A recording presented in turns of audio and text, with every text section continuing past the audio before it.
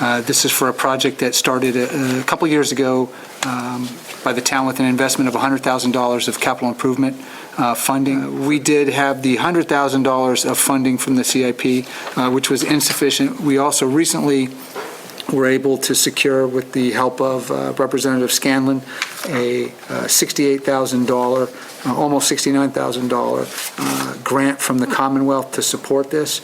So that leaves us a deficit of about approximately $184,000, of which I would ask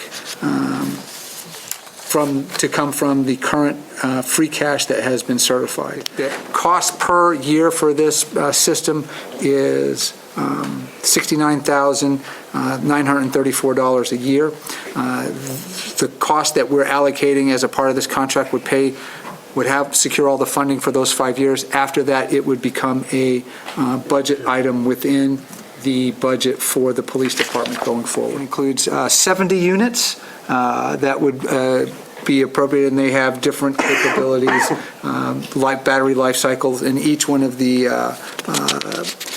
docks, and there's also a system that if an officer draws his or her service weapon, that it would automatically trigger the camera to turn on. I am Jason Roy, Captain of the Police Department. Thanks for having me. All the footage is going to go into a thing called evidence.com, which is proprietary to Axon, and it'll be governed by permissions set up by the police chief. He'll decide who gets what permissions. We'll have a system administrator who will be the contact person for all things body camera within the department. They'll have access to everything. I assume the chief will have access to everything, and possibly myself. Officers down at the lowest level, they'll have access to view their own footage. If necessary, they'd be able to see other officers, but they'd have to get permission from supervisors to do that.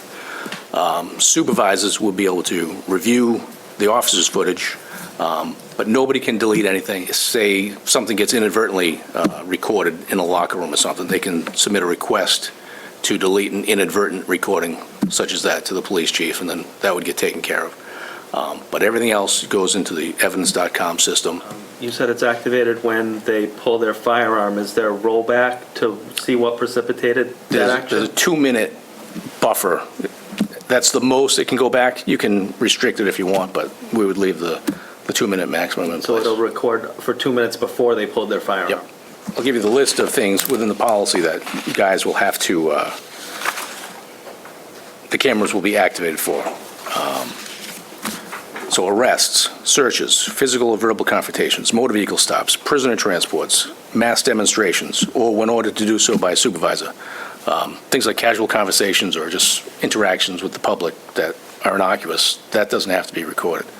If they have a sense that something's going awry, they can activate it whenever they want. But if they feel their safety is at risk and they didn't hit the camera button when they got out of the car, they don't have to put their safety at risk just to turn the camera on.